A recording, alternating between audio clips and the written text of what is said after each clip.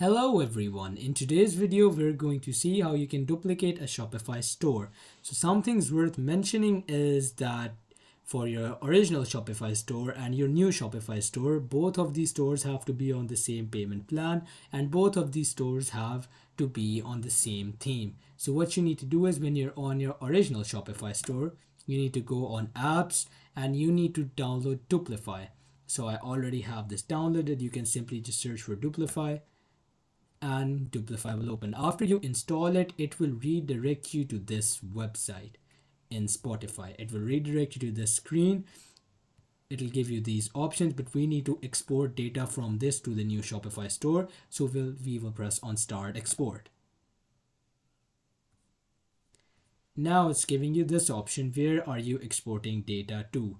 Now here you need to add the destination store unique key and the notification email. Now the destination store unique key is this, but you don't need to copy this.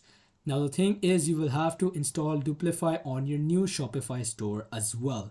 And after you install it, it will redirect you again to this on your new Shopify store. And on the new Shopify store, you will copy this code, the code that appears here.